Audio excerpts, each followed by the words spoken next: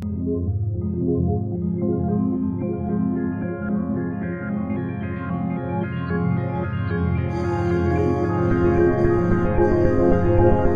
is Red Ice Radio, a beacon of sanity from Northern Europe.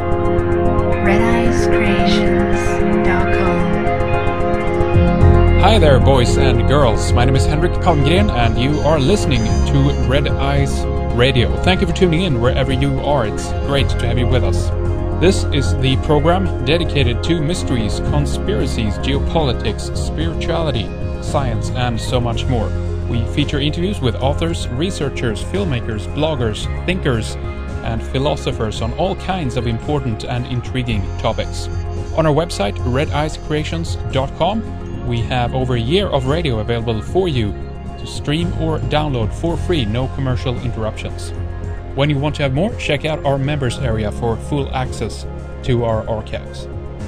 Thank you for all the emails as well with the positive praise about the program. People from all over the world who tune in and enjoy what we do here.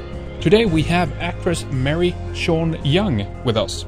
Internationally acclaimed, active from 1980 up till today, both on the silver screen and on television. Young has starred in over 3 dozen feature films, including such box office hits such as Blade Runner, Dune, No Way Out, Ace Ventura, Pet Detective, Cousins, Wall Street, and many more.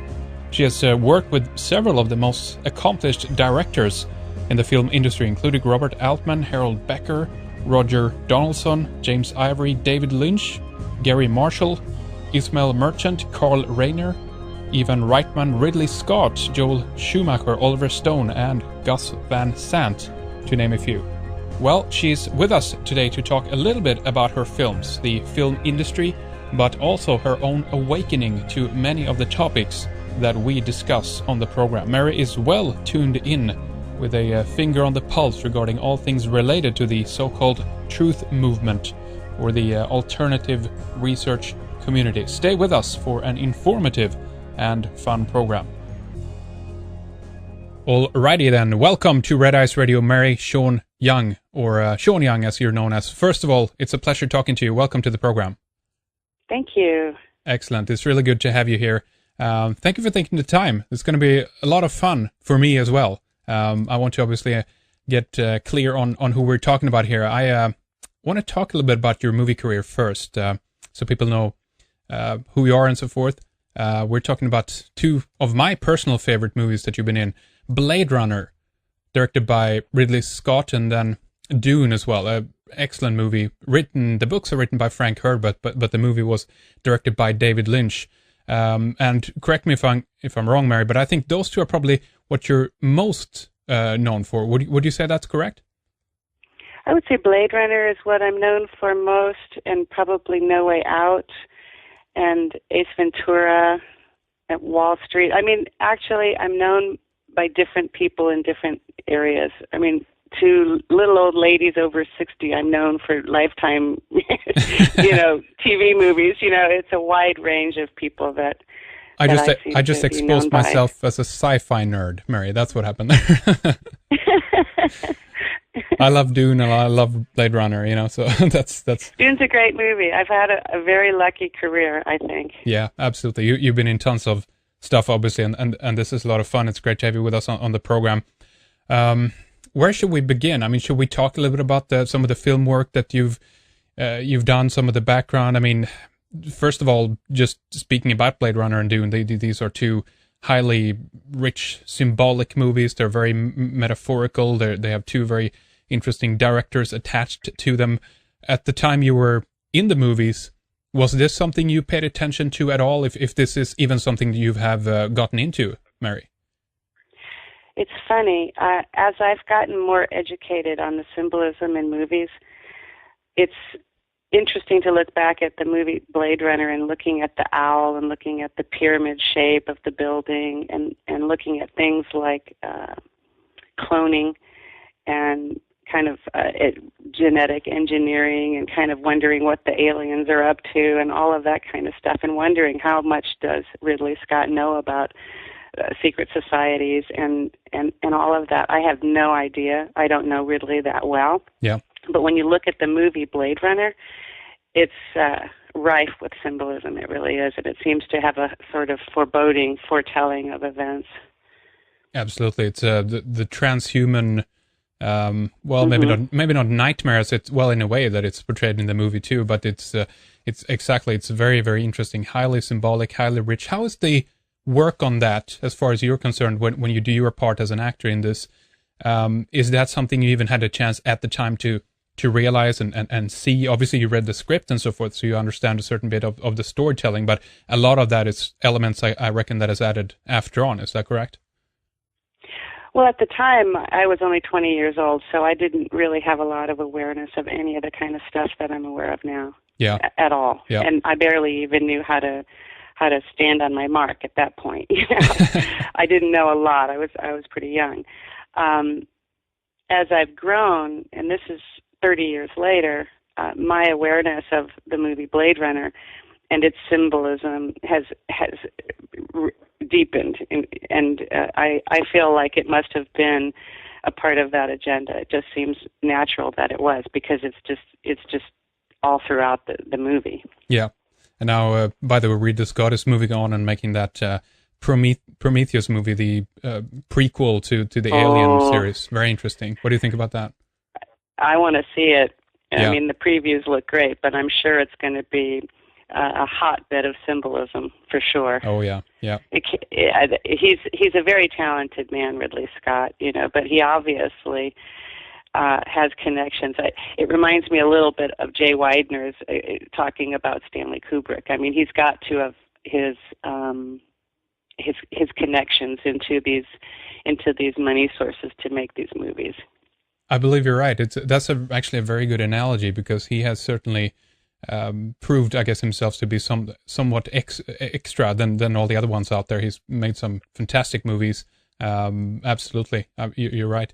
So, what do you make of the some of the other aspects in movies like Dune? I mean, that was David Lynch, another very interesting and talented director as well. What's your take on Dune at this stage? Well, it's interesting because I don't think David Lynch is the same category, in the sense of, I don't think he's owned by the powers that be. I don't think that they direct or control him, and you can almost see evidence of that now, because he's really into transcendental meditation, and he was at the time. I mean, he used to meditate morning and night. That's actually in 1983 when I began my own meditation practice, was because of David Lynch and watching him meditate. He had a little timer, and he would meditate before he'd go off to work, and he'd meditate after work, because we'd all stay in the hotel, and he'd say, well, I'm going to go meditate now. And they'd be like, oh, what's that? And he's very much into that practice. And so I think when he did Dune, it was his experience that it was kind of awful. You know, I don't think he felt like he walked away from the making of Dune with getting to make the movie he wanted to make. You know, and I think he had resistance from people, and I think it was difficult for him. Isn't there an Alan Smithy version of Dune? I think there is, because he refused to put his name on it, as far as I recall. Really? I mean, I think that they, Alan Smithy is the name in the Directors Guild that you give to a picture you don't want to put your name on. Yeah, I'm reading this right now. In some cuts, Lynch's name is replaced in the credits with the name Alan Smithy. Yeah, you're right. Yeah. That's the insider name that the Directors Guild gives to projects that the director has taken their name off of. Wow, interesting. Mm-hmm. Do you know why that was the case? Why that happened? Not specifically. I just know that they, you know, people argue, like Dino De Laurentiis, or maybe Raffaella De Laurentiis, or maybe the people that gave them to do the money had an issue with how long the picture was going to be. Plus, I don't think that they released it at the right time. You know, you need to, all of these factors play into how a movie is received. And I think that people who invest in movies have expectations. I mean, for example, even Blade Runner, when it came out, was not considered a success. That's right. It only became a success after many, many years, and it got its cult status from people watching it. The people and word of mouth made that movie the success that it is. That's right, and there's multiple versions of it too. One when Harrison Ford actually reads the the dialogue on top, the narration, and one without it. And it's weird how that happened. I've been reading a little bit back and forth on that, but I kind of like the narration version as well in there. Actually, I do too. Yeah. And in the original, and this is kind of just strange, but apparently that very last shot was taken and borrowed from Stanley Kubrick. The one when they're driving away, yeah. Yeah, the one they're driving away, and then they cut to the aerial shot. Yep. The mountain shot. Apparently, that was given to Ridley from Stanley. He borrowed it. He took it. I wonder why. Because that's also the director's cut ending, isn't it? Or was that the one that was included on the original version? The original. Okay. I mean, I don't know if it's on the further later versions, but it was on the original, and I was like, really? He borrowed a shot from Stanley Kubrick? You know, like, why would he do that? And there was a lot of arguing in the beginning of that in the first release, because the people that were in charge of releasing the movie didn't want Harrison not to be human, because they felt like the hero of their movie had to be a human being. But it was always Ridley's intention that Deckard, Harrison Ford's character, should realize and figure out that he too was a replicant. Yeah. So that was one of the things, and I think later it in the later versions, I think he got to have more of what he wanted. Ridley got more of what he wanted in the long run, but it was a classic before that anyway. It was. I mean, it's a great movie. There's just so many layers of interpretation to it, and you mentioned the Tyrell character living at in the owls. Certainly, he lives at the top of that pyramid type, skyscraper. It's very, very rich, very symbolic. Everything. Where do you know who more was involved in the designing and things like that behind the scenes? I think it was Sid Mead, wasn't it? I think it was. That's right. And you know what's funny? In 1982 or whenever it was nominated for Best Art Direction, you know who won Best Art Direction opposite Blade Runner? Was Gandhi. Really? Okay. Really? That was, I guess, in the days before screeners, But yeah. Interesting. Yeah. Wow. Yeah, well, it's just amazing. And then, you've also done a movie recently finished up, and I definitely want to talk a little bit about that later, some of your work that you're doing now. But why don't we shift over a little bit and just discuss, I guess, why you're on a program like this, and how you ended up listening to some of the programs and the topics that we address on Red Eyes Radio, Mary. You've been very instrumental in my education, and I feel like what you're doing is very important. Very important. I honestly feel like you're maybe one of the only sources that anyone in the world could actually find you and learn something, because your archives are really important as well. Because in my opinion, humanity is being preyed upon. I mean, as a species, not only by old satanic families like the Rothschilds and Rockefellers, Collins, DuPont, Warner, Russell, the world's monarchies, the Vatican, but also preyed upon by these families' employees, by governments, by the military, by banking institutions, by academia. So who does that leave? Yeah. Yep. That's all the people who aren't wealthy, aren't connected, aren't educated, who are easy to manipulate, are easy to persecute, and who don't believe any of the issues which you cover on Red Ice. That's right. So that's a problem. Yep. That's a problem. And that breaks my heart, because I was listening the other day to one of the people on your show, Mark Passio. Yeah. And you had asked him a question. You said, do you ever change your mind? Do you ever have second thoughts? And he kind of went into the idea that when you talk to people, their eyes glaze over. I kind of experienced the same thing, because I spend a lot of my time sort of trying to point out to the people I come into contact with, look, here's what's going on our planet. You may not believe this, and they're like, no. So the project that these powers that be have made for quite some time to separate regular people from actual knowledge has been quite successful. Very, very successful.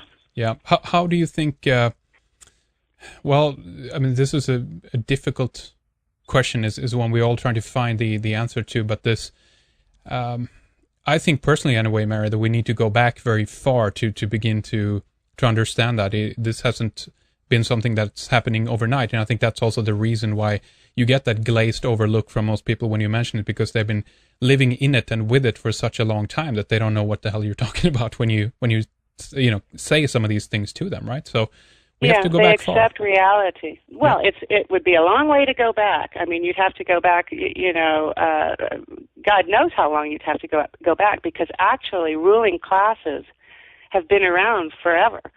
I mean, as far as I can, you even go back to Egypt, you go back to even tribes. I mean, there's always a chief.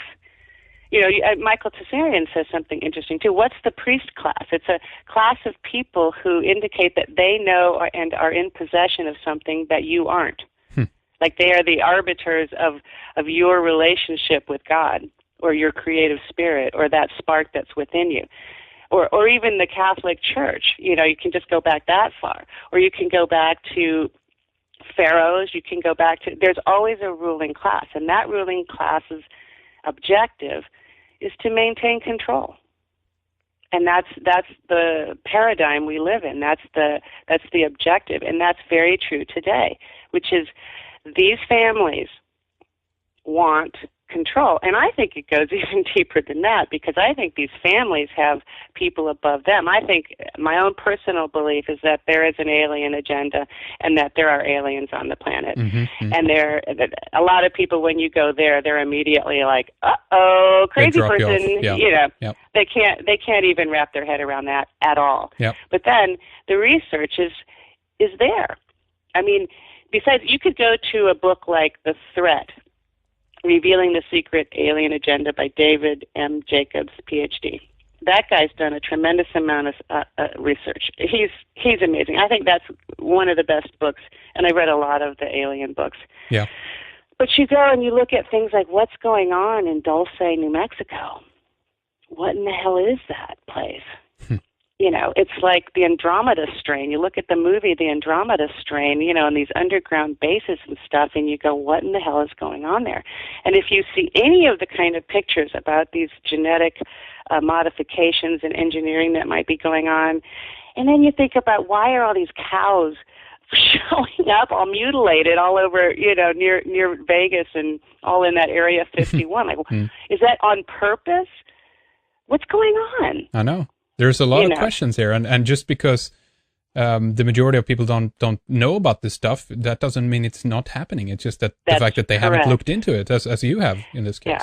If you stick your head in the sand, you still got the world happening around your ass. I mean, you got things going on. Just because you don't want to look at it doesn't mean it's not there. That's right. And the thing is, the difficulty, once you know some of this stuff, it's like having taken the red pill in the Matrix. It's very difficult to live normally after you let it in. And I remember 8 years ago sort of becoming finally aware of this stuff. I was really kind of deeply depressed for like 2 years. I mean, I was like, oh, shit.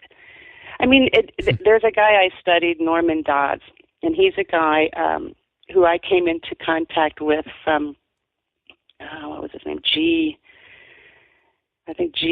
Edward Griffin. Edward Griffin, yes. And that guy's a really interesting guy too. Yep. But this interview that I had looked at by Norman Dodds was all about the charitable. He was an investigator for tax-free exempt charities, and this was back in the day. This was 30, 40, 50 years ago, maybe 60 years ago, right? I mean, my question is, if charitable tax-free foundations were really helping our society so much, how come society isn't showing any signs of improving? Good point. The foundations are thriving. There certainly is money everywhere. Foundations? Yeah, all the families, all the satanic families run these foundations. Okay, maybe they don't literally call themselves satanic families, but there's a lot of evidence that there are satanic practices happening in between and amongst all of these families, including the Vatican, including the Queen, including monarchies of Europe, including Rockefellers, Rothschilds, and all these other families, what Franco Collins would call the Roman cult. It's unilateral. It's massively frightening when you really descend into understanding this stranglehold of control that our society now enjoys. These elite now enjoy. I think it's part of that awakening process, if we can call it that, and I think we have different effects of it, different people. I personally myself, I had a period where I was incredibly enthusiastic, and also depends on what faction of all of this new material you're looking into, what that is. When you're looking into spiritual matters, perhaps you have a heightened sense of connectivity between yourself, between your universe. You understand a different set of it. But obviously, if you end up looking at the conspiracy first, I definitely understand that there can be a period of severe depression, if you will, in that as well. But it's all good. I think it's severe enough to make people drop it. You think so? You know, and particularly, I mean, like one of the things I think is part of the solution is taking personal responsibility by agreeing to stop watching TV. I mean, seriously, you know, moving away from escapism as rapidly as possible and opening your eyes to the shocks that our society is headed for, because prior understanding will soften the blow. And corporatocracy is the leading cause of our society's demise, in my view. Mm-hmm. You know, and the problem is that, well, all of us work for somebody. You know, unless we learn to work for ourselves, I mean, we all work for somebody. What if you are a military family or a government family or a religious background, or, you know what, how do you disengage from a structure that is basically all we have? That's really the tough part. And in my view, we really have to get back to the point where we're returning to local farming practices, including your own backyard, and protesting the food police and resisting organizations such as Monsanto and the FDA and the USDA and basically most government institutions, because not recognizing who your enemy is has been a big element in our enslavement. Oh yeah, for sure. So do you see that because the corporate world, the corporate structure that you're talking about too, I also see that as an interface for potentially somebody else.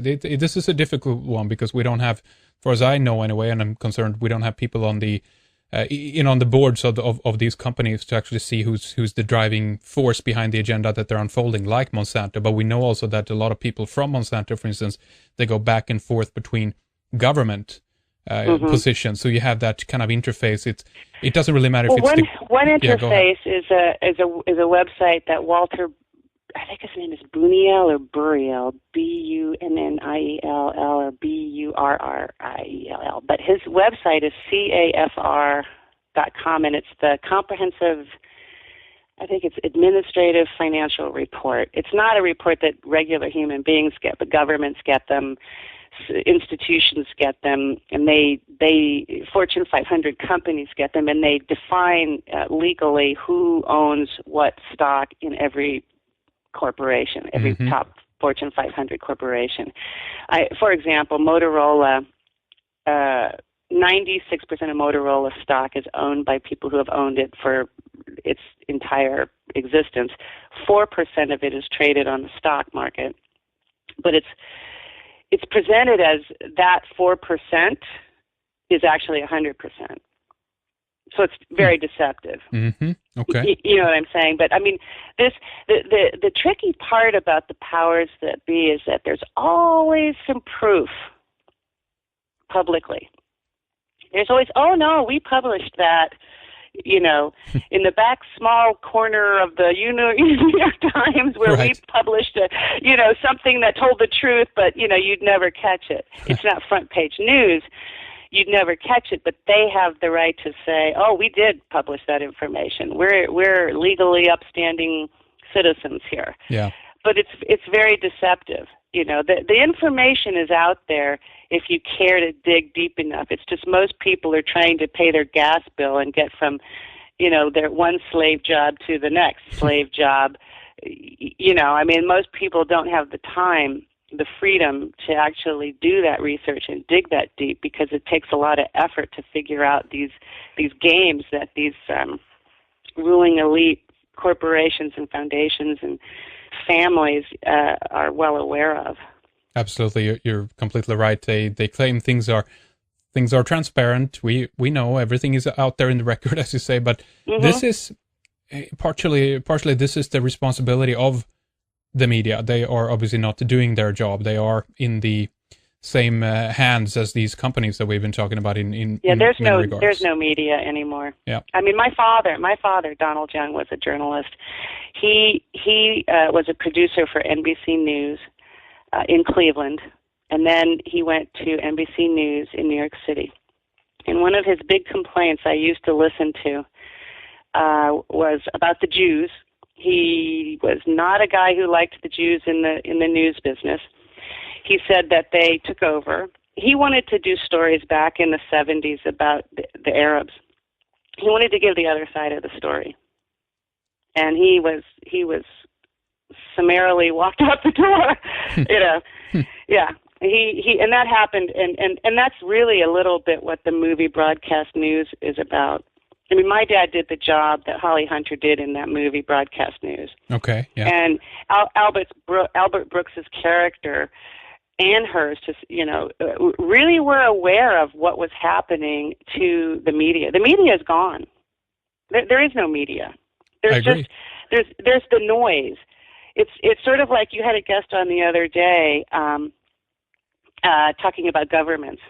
I can't remember his name, but he basically says the government doesn't actually have to do what it says it will do to improve society. It's propaganda. It's they pretend to do it, and they make some noise about doing it, and then people assume that they're going to keep their word and go ahead and do it, but that process never takes place. That's right. You're talking about Stefan Molyneux, probably. Yes, that's right. Yeah. That's right. Very interesting. Yeah. So what's your obviously we have a new media, if you will, that is arising and doing the job that the regular media should do on the same. I've always argued though at the same time that I've never seen a difference between going and buying a newspaper than it is from buying an ice cream or something. It's a product, and they are individual corporations, and as far as I know anyway, well, in Sweden it would be somewhat different, but if we look at it from the point of view of American media, international in that way, they, as far as I know, they don't hold any responsibility. They don't have to do what they supposedly say that they're going to do, as far as I know. No. So it's up to if people. You have a choice between ice cream and People Magazine, go for the ice cream because yeah. People Magazine or Us Weekly or even the New York Times, the sophistication now of the neuro-linguistic programming, even on Hannity and these TV shows that are supposedly alternative, the sophistication of the neuro-linguistic programming involved in that is people are not aware of that either. It's actually safer to go get ice cream than it is to watch these programs because you're being affected on a subliminal level that you don't even know. You are that unaware of how deeply affected you are by it. And all you have to do is shut your TV off for a month and monitor how you feel. And that alone is proof enough. When you look at these magazines that have these images in them, it steals your energy. People think, it's harmless. It's not. You are being affected on a deep level that you're not even aware of. But these folks that produce this stuff, they're quite aware of it. Now, what is mind control? Mind control is repetition. It's like when I tell my kids, brush your teeth, brush your teeth, brush your teeth, brush your teeth. That's mind control. That's me trying to get them to do something by saying it over and over and over and over and over again. That's what mind control is. So when you look at an image, for example, some of these images that young girls are doing now, the over-sexualization of young girls, or the familiarity on television kid programs like iCarly, or there's a bunch of them. Disney puts them all out. They're the worst. Yeah. They over-sexualize the girls. They make homosexuality seem very normal. I mean, Yeah. I don't have an issue with homosexuality. I don't care. I don't care if people get married or they don't, whether they're gay or straight. I don't care. But why is that on kids' shows? I agree. Yeah. What the hell is that? Yep. So over and over again, we're getting these repetitious messages on our televisions, and they're seeping into it, and it's been going on for so long, just inch by inch, little bit more, little bit. If you showed a TV show that we watched today to a family in 1945, oh God, it would have given them a heart attack. Yeah, you're right. They're boiling the frog. It would have given them a heart attack. Yeah. They're boiling the frog, Mary. That's what they're doing. Slowly turning up the heat. Yep. Mm-hmm. And they are climbing. Yeah, go ahead. I think there's an agenda too. There's the secret agenda, and then it's going to be moved into the semi out there agenda, transition agenda, and then there's going to be the sudden agenda. And as far as trying to pull all of these pieces together in society, there's very few people who have all of those pieces, and I'm very curious as to who that is, because you can, and then you move into the sort of religious or spiritual zones, because I don't know. I mean, is there a Satan? I'm very curious as to what the whole Luciferianism is among all these families, because it's pretty clear that all of these families kind of practice Luciferianism. I don't know. Yep. I have no idea. We hear a lot about it, certainly, and there seems to be a veneration for at least a mythological character of Lucifer that we hear about. So there is an identification with that. Have you ever heard of a lady called SVA Li? Yes, I have. Did you ever listen to her? A little bit, I have, yeah. SVA Li. I haven't heard much from her, and I think she came from one of these families, and I think they got to her because she came out of one of the satanic families, and she had confessed that she had been to the Vatican, underneath the Vatican, and had witnessed the Pope. Maybe it wasn't the Pope, but basically a religious person. It could have been Adolfo Nicolai, the Black Pope, sacrificing someone. Yep. That's what she witnessed, and this was something she came out with, and people are going underneath the Vatican and sacrificing people. And as Michael Wynn talks about these practices, when you do these practices on these symbols, all of this kind of stuff, what is that?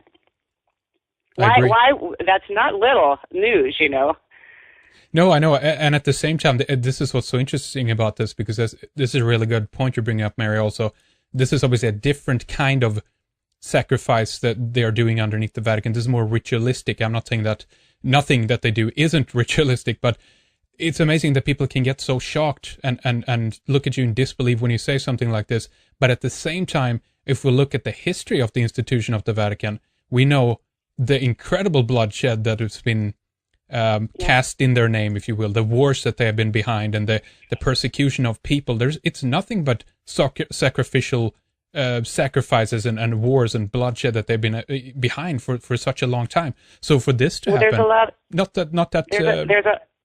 Go ahead. Yeah, I just want to say that's not such a big of a shocker for me. That's like, okay, it's another level only to what they've been doing for such a long time. The shocker is that modern people can't quite get their head around it, because Constantine, when he adopted the Christian religion, it's like, hey, folks, hey, if we can't beat them, let's join them, and let's rewrite this a little bit and turn it into something that's, in our benefit.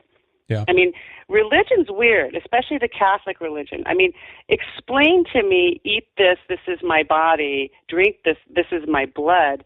I think most people who are religious people who go and practice their religion, either in the Christian faith or the Catholic faith, would be very shocked to learn that the ritual they're involved in is actually a representation of satanic rituals without being the satanic ritual itself. I think they'd be like, think about it. It's like, eat this, it's my body, drink this, it's my blood. It's pretty gnarly. Weird. pretty gnarly. Yeah. Yeah, yeah, but they don't connect the dots, even though the dots are right in front of them to connect. Yeah. See, and that's again, we're back in that situation that people are part of a behavioral set of rules and rituals, and exactly denial as well. But it's just like it doesn't dawn on their conscious mind what they're part of, what they're doing. Very difficult to be. So again, we're back to that situation. We have some people in all of this, in the matrix, within the bubble, that are waking up for different reasons right now, who begin to see things anew, and they see it for the first time almost with awakened eyes, like, what the hell is this? What's going on? How did this happen for you, Mary, if we talk about that a little bit briefly? When did this happen? It's been an onion. I peeled off one layer and went, what? I remember, I think I mentioned it to you. I saw this video, and a lot of it came to me on YouTube at first. Mm-hmm. And I saw this video called The Arrivals, and they had like 45 different videos. And one of them, they had a guy drawing cartoons and then looking like body parts, like tits and penises and vaginas and assholes and stuff like that. And then turning them into like Donald Duck. You know what I mean? Or another Disney cartoon. And then I saw one of the cartoons that was a cartoon like 30, 40 years ago that was so dark and disturbing. And this was a cartoon for kids. And I thought, what the hell? And it so distressed me, like Walt Disney. Then I started looking at Walt Disney and thinking, oh, this was a war propagandist guy, right? He was right in with the military, and he did all of this. So what's that about, right? So it's it came to me. I remember I saw Michael Wynn's stuff, and I thought, wow. And then I saw Nassim Harameyn's stuff. I thought, wow. I remember seeing all of his videos and seeing that big, huge, Nibiru-sized thing on a screen be pushed out of our solar system from a solar flare. Mm-hmm. And thinking, what was that? And, of course, we never hear about it. We never hear about any of this stuff. Real people, real hardworking slaves, which is what most of us are. We're just slaves in this hierarchy. We're not told anything really true. So it's not surprising that there's a sickness in society. I mean, like if I never told my kids anything true, how distressed would they be? Yeah. Yeah. And the problem is, there are so many problems.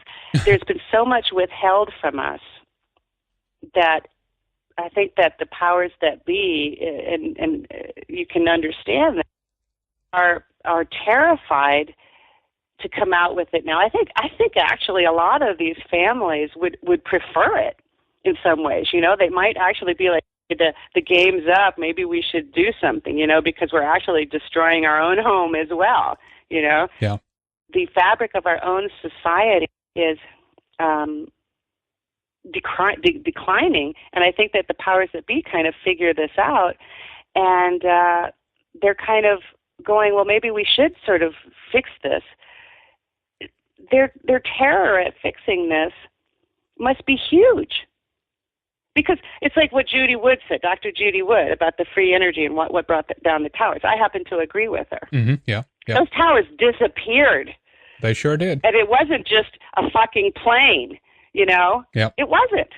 There's no way that was a jet fuel thing that brought that plane down. There's too much evidence, and too many professionals have already corroborated on that and agreed with it. But you try to tell people that, and they're like, they can't quite let it in. Nope. They don't understand what free energy means. They don't understand Nikola Tesla. And Nikola Tesla was a person that died penniless in a hotel. He was when he brought free energy. Yeah, when he brought free energy to Thomas Edison and J.P. Morgan said, "Well, how can we put a meter on it?" That's right. Yep. They didn't want anything to do with it. They didn't want to help improve society.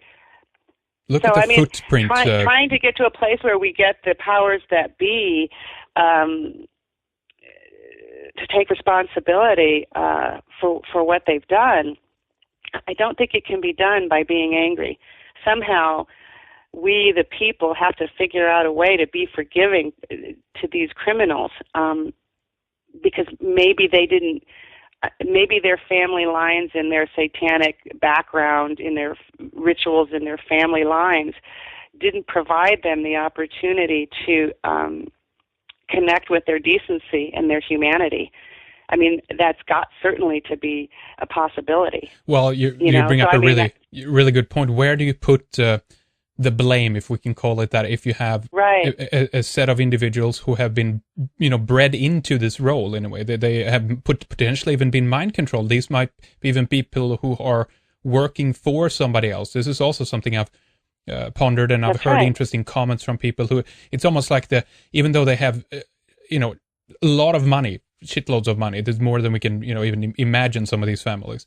It's almost like they can't make a move with the money. It's almost like they actually are on behalf, caretakers of these huge chunks of money, and they're almost working. I feel so sorry for these people. Yeah, I know. I used to not. Weird. Yeah. I used to not, but the wealthy people I have met, and I've met a lot of wealthy people, I feel like they're scared sparrows.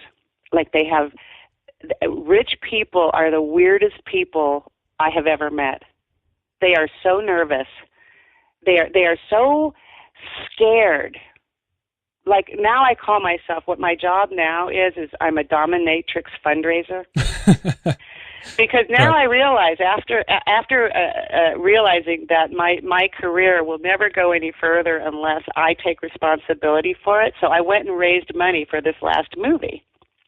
And I thought, and I went and I won't give any names, but I said to these folks who have all this money, I said, what do you care if it makes money? Yeah. You got enough money. Give this money for the fuck of it, because you can. You idiot. Hello? And if it makes money, all the better for you. Yes. You don't need this money.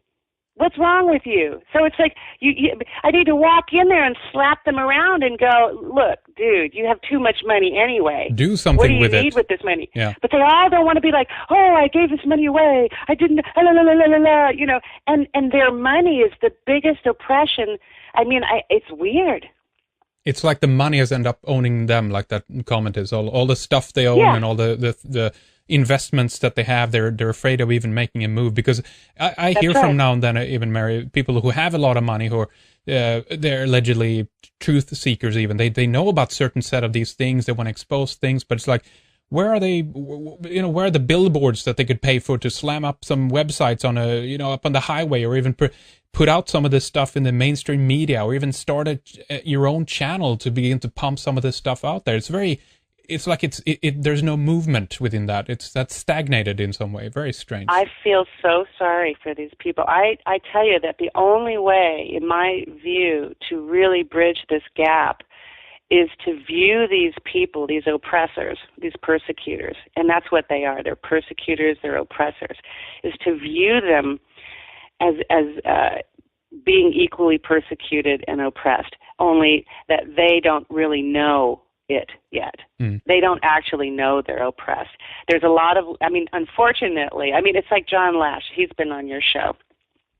He's really a great guest. He's like, don't worry about dying. You're dead already.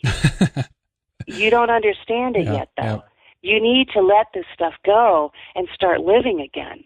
And in a way, the poor people of the world are really doing a better job at living.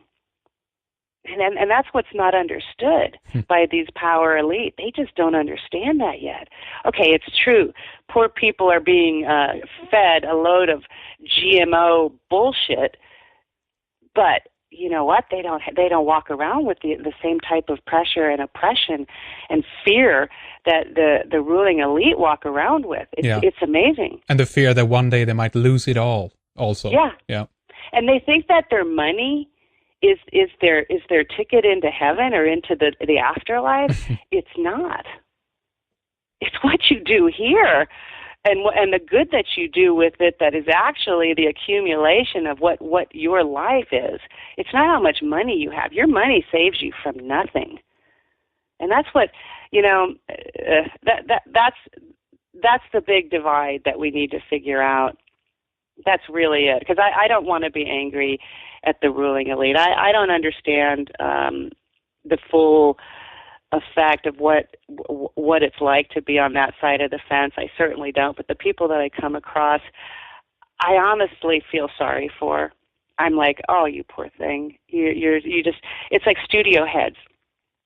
It's like you move up in the Hollywood structure, and that's a very Illuminati-oriented, society. Oh, yeah. But you move up, you have a couple of big successes, and that's because you did what you wanted. The higher up you go, the only power you have is the power to say no. Because the power, when you say yes, your butt is on the line, and you could fail. So the higher up people get, the better at saying no they get, because they're too afraid to take a risk. Yeah. That's a good point, and it was that risk probably from the beginning, if they weren't born and bred into it, that made them end up in the situation where they now are. They took a risk, they tried something new perhaps, and consequently they got somewhere because of it. But how do we, obviously I anyway personally don't think that it's, maybe from our perspective, if I can put it that way, I don't see that things are always that aligned.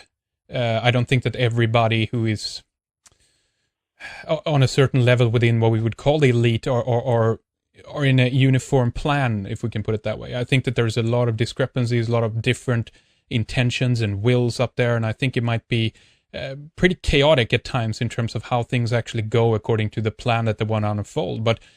And you can certainly comment on that if you want to as well, Mary. But if we, for a moment, go back to try to find why this is happening and where we put the blame, do you think it's fair to say that some of these people, at least, are possessed in some way by something or an idea, a philosophy? How do you see that?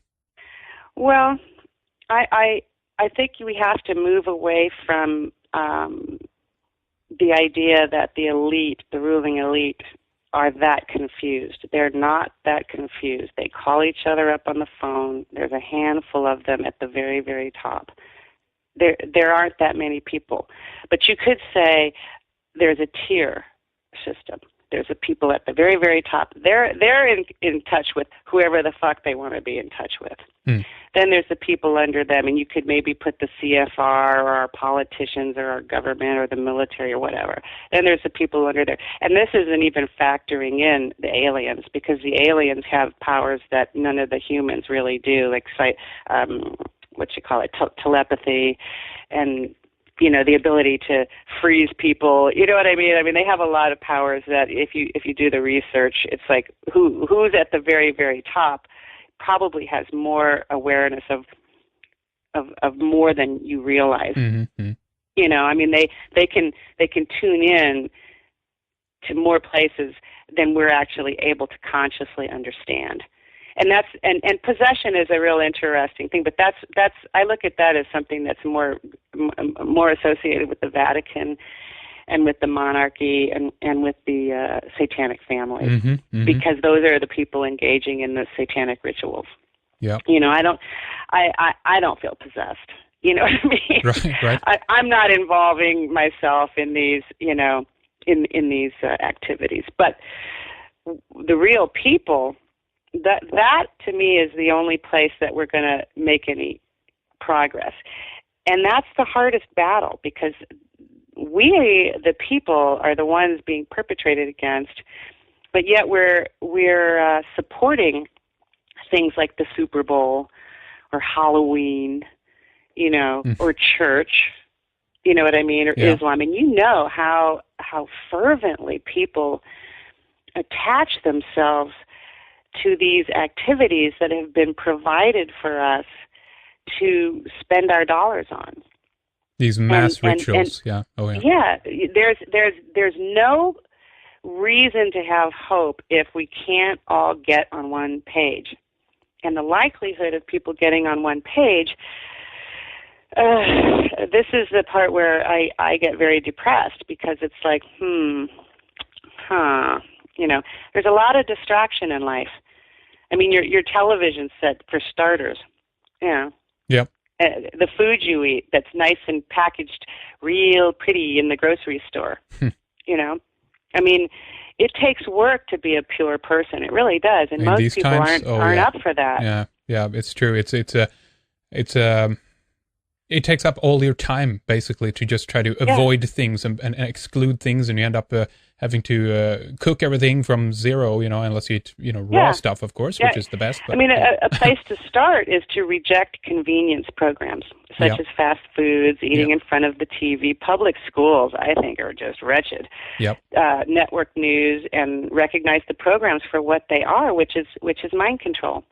I mean, you got to start with the basics with people at large, because they're so far behind in terms of admitting this stuff to themselves. It's so painful.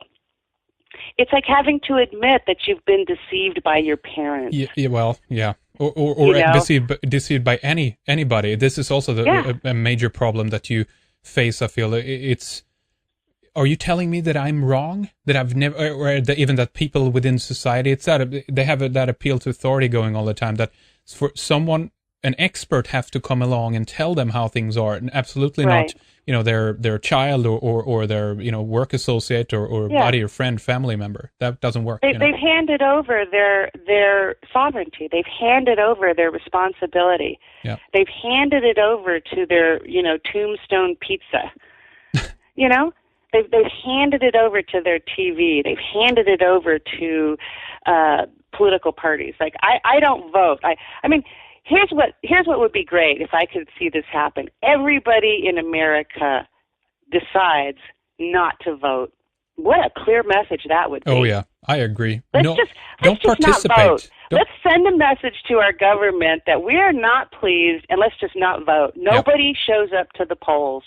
That would be amazing. What a message. Wouldn't that be fun? Yep. That'd be like, wow, guess what? On the news, nobody came and showed up to vote today. Well, it's like a war. Same thing like with a war, just why are all the soldiers showing up there all the time? Just don't do it. Don't participate in all these things. I know, but you see, that's part of the mind control. It's part of the propaganda. I mean, you just look at the commercials, and you're believing that you're going off to fight for one reason, and actually you have no idea that you're just you're just an expendable, useless eater to these people, and the agenda is very different. The higher up you go on this food chain, and the higher up you go to these ruling elite, the picture changes. It really is not the same picture at the very top, and that's what is very difficult for most regular, good, salt-of-the-earth people to understand, is there are evil people in the world. Yep. And that was a shock for me. Yeah. Oh, of course. The information and the system that exists had never been for us. The knowledge, for instance, that is being gathered and hoarded to a certain degree by the university professors and everything else through the system of compartmentalization. The sum of that, the gathered knowledge of what the mankind as a species is learning here, has never been for the individual. It's been for them. They are the one who funds it, and in many regards pay for it. Well, we do too, to a certain extent with tax. Well, we fund it. They orchestrate it, and we fund it. That's right. And so in there, your dollar actually makes a difference. I mean, and that's really true. I mean, if everyone could organize to stop paying taxes at the very same moment, to provide as much protection for all individuals, that would be huge. Yeah. It's useless to go out and picket. I think. I agree. I think, by carrying a picket sign, you accomplish nothing. Yeah. Protest through your dollars. Don't buy things from criminals. Although not buying gas is a problem, but become aware actively about how to avoid buying gas as much as possible. Because of course. That's part of our trying to take personal responsibility, and unfortunately, that's what we're left with. We're left with the fact that we, the people, are still holding the big basket of shit that has been handed down to us. Yeah, and that's a fact. We can't really rely on our institutions anymore. They're crumbling. And the Federal Reserve, I mean, if we did everything we should do, the first thing we should do is a return to sound banking. Fire the Federal Reserve banks, print our own money without interest. But the problem is any president who really tries to do that is killed. Yeah. Boom. Yep. So, I mean, President Kennedy was killed right in front of the American people, so we would be damn sure to know what was going on. Yep.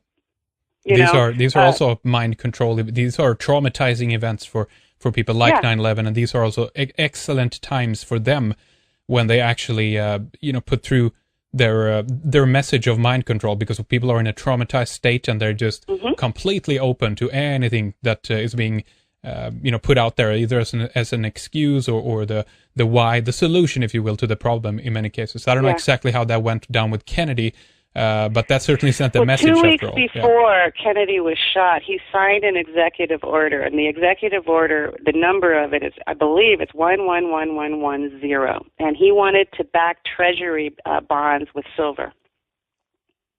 That was what he did. He said he understood the problem. Lincoln understood the problem. He wanted to make his own greenbacks. He was so outraged. Yes. Yeah. He wanted to do greenbacks, I think it was called, and he was shot.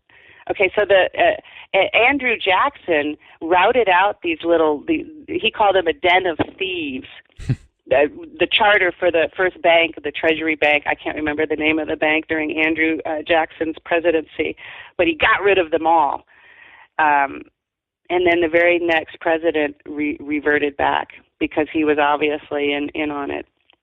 In terms of the right to the only reason the Federal Reserve has any power is because the American people in 1913 allegedly voted to give them exclusive right to print money. That's it.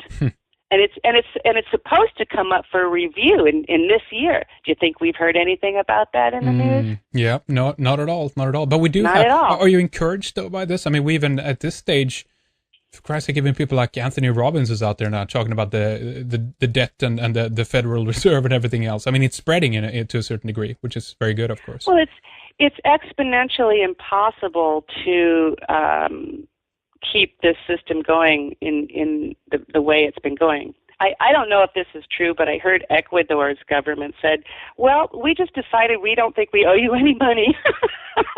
Yeah. And I think that's a perfect solution. Why not? I remember reading John Perkins's book, Confessions of an Economic Hitman, thinking, here were people going into a country and estimating the infrastructure at like 50% when they only needed like 8%, right? Just to swell it all up and put that country into debt. That's what this game is all about. Yeah. It's making people slaves. Plain and simple. That's right. Iceland, another good example, they had debt forgiveness here, mortgage and debt forgiveness to their people here a while back. I'm still trying to find and confirm these stories properly, but at least for now, that's what I know. This is no problem for government. They print the money. They can also just say, you know what, forget it. Let's start over. Yeah. Rip it up. Yep. Hey, all of this $1 trillion debt? Here, I'm going to burn it in this fire. Let's start all over again. Listen, if the money if it never existed to begin with, which is the case with the current monetary system, why should we suffer from the consequences of it? Just strike it out. Well, because people are great at frightening people, and it's sort of the game. It's really the way it works. It's like if you can keep the poorer classes frightened, then you can keep control over them. Mm-hmm. But it's all based on a bunch of stack of lies anyway. So what's necessary is that people need to wake up. And I'm encouraged by the fact that David Icke had a vision, I don't know how many years ago, that there would come a time that what was unknown would become known. And gosh, I hope he's right. I believe he's right. I hope he's right because I would love to witness it, and I want to be the person holding the hand of those folks who rub their eyes and go, "Holy shit!" Yeah. I mean, I want to see people wake up, including the ruling class. Yeah. Yeah, I totally agree. I include them in that package. I don't say, "Oh, let's go skin them alive." that does nothing. No, you're right. That does nothing. You're just going to have more people willing to fill that slot and position afterwards. What has to happen is a mentality change in everybody. Yeah. We have to realize what we're doing and why we're doing it. Because again, if these people truly are not 100% responsible for what they're doing, or can we really hold them to blame? And how would that solve anything by skinning them, as you say, alive in the town square? No. Yeah. And what I've been trying to do in my own little world is I practice meditation. And here's another guy who was on your program who I've actually spoken on the phone with, Stewart Swerdlow. Yeah. His story is very interesting, but he has a bunch of practices, sort of mental meditations that I've practiced for years now. And you can find out about him on his website. But he has symbols that he had to learn as a kid. He was blind. He's got a very interesting story. He was part of that Montauk. Montauk. Yeah, out in New Montauk York there. project. All sort of in the MK Ultra era. Oh God. But he learned these symbols. And then you can use these symbols inside your mind to help protect yourself, because what's important for people to kind of understand that we're not just living in a physical world. We have a spirit, and our spirit extends out from our body. We have a vibration. The planets have a vibration. The Earth now is emitting these sounds that are becoming a phenomenon. Now, maybe they're being created by the governments, but hey, you know what? I think it's more like in the vein of like John Lash about Sophia, or maybe George Kavasilis, which is Mother Earth is making all of these adjustments now, and all of these vibrations are starting to come out. There's going to be, changes, but those changes can be addressed within ourselves through meditation. Like I use a meditation that you can find on Swerdlow's website, where I surround myself in violet, and I imagine myself in the middle of this tetrahedron, which is like two different triangles sort of intersecting, which actually Nassim Haramein talks a lot about too. But and then doing that in the morning and doing that in the evening, and using these merger symbols that you can look up on his site, or using other symbols that you can actually research, which is their protection symbols.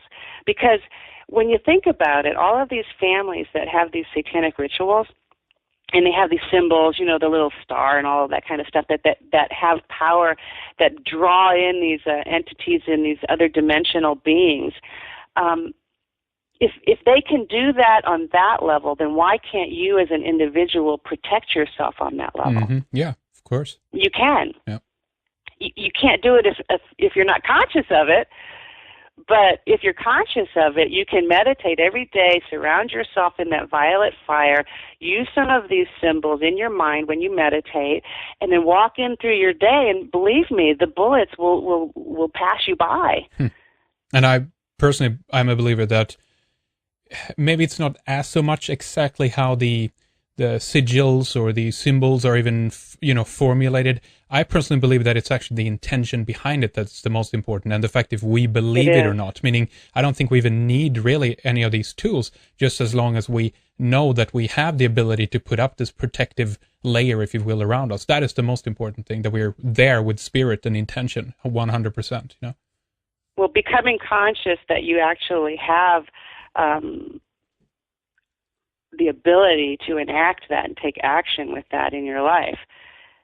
Meditation is a really good practice, and I think I would recommend that to we the people. Mm-hmm. And in fact, I would, if I had the power, I would demand it in the school system. But that the school system is not a system that's trying to make people smarter. It's actually not that at all. It's a whole other thing. Quite the opposite. Yeah, quite the opposite. So becoming conscious, honestly, is what we, the people, really need to focus on, because we can't point our fingers at the ruling elite anymore. It doesn't matter. What they're doing really is already done. It's past history. It's now what we have to do. we have to, when we have the knowledge, we have to begin to distance ourselves from participating in these tricks, if you will, that they throw out to us. These distractions. These baits, Yeah, absolutely. Mary, Yeah. I think we should take a little break here at this point. I mean, wow, we have so much to talk about. We haven't even begun scraping the surface yet. Almost, it feels like so much more. It's fun, though. It's a lot of fun. It's a lot of fun. No, I want to continue talking with you in the next segment here, and to everybody who's listening in here again. I want to say we're talking to Mary Sean Young, actress, and what was it more you called yourself there? Was it dominatrix? What's that term you used? Dominatrix fundraiser. There you go. That's my new job. That's great. Why don't we? My new job. That's right. Why don't we talk a little bit about your website, and also I want to give that out to people so they know how to stay in touch with you if they wanted to, or read more about you and your interest, of course, and also if there's anything you want to mention about the latest movie, Mary, that you've been co-producing then, I guess, or helps to fund as well.